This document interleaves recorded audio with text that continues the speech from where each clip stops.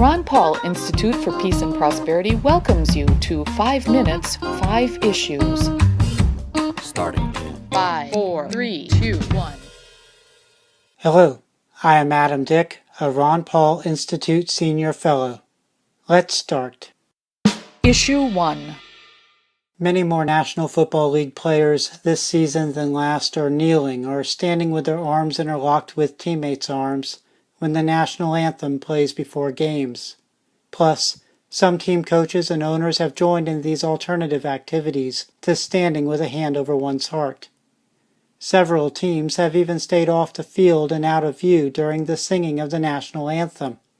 These opting out teams seem to be onto something and avoiding the whole matter. Indeed, professional football would do just fine without the national anthem, as well as without the police and military displays that have become much more common and over the top at games in recent years. Issue 2.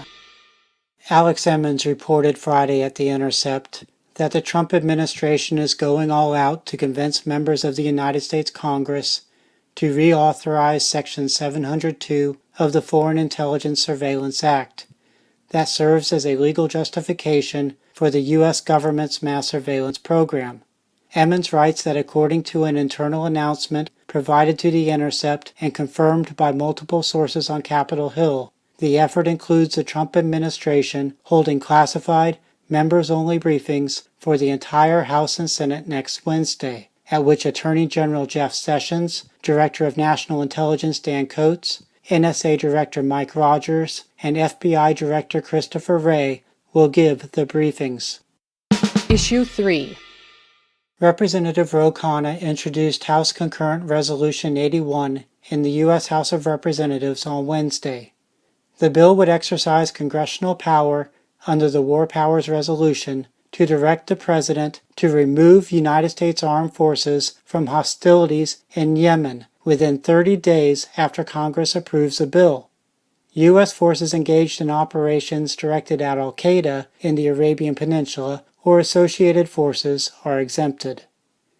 Fellow Democratic Representative Mark Pocan of Wisconsin, along with 2 Republicans who are both members of the Ron Paul Institute Advisory Board, Thomas Massey of Kentucky and Walter Jones of North Carolina, are the bill's original co-sponsors. Issue 4. One of the latest suggested ways a Russian government won the U.S. presidential election for Donald Trump relies on the announcement from Facebook that a Russian business spent over $100,000 on advertisements on Facebook with content related to a variety of current events topics. The ads ran between June of 2015 and May of 2017, several months after the election. Many people right away determined that the ads' influence was most likely somewhere from trivial to nothing. Facebook chairman and CEO Mark Zuckerberg appears to have about the same assessment. He wrote this Wednesday on his Facebook page.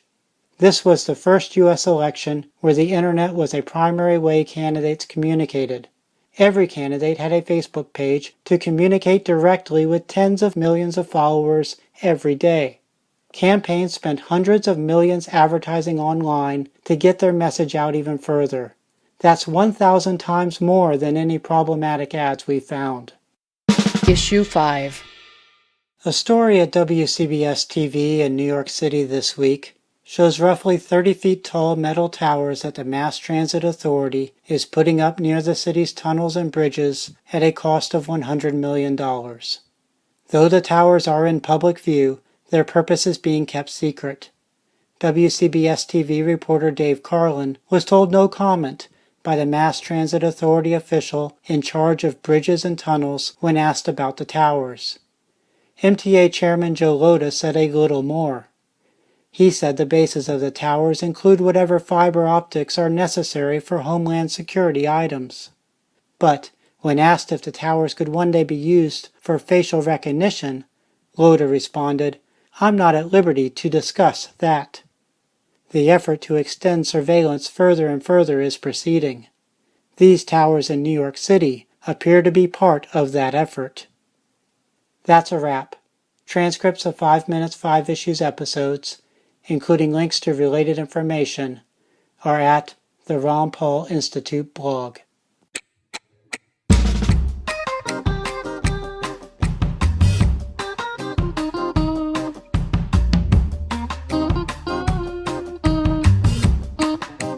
Five, four, three, two, one.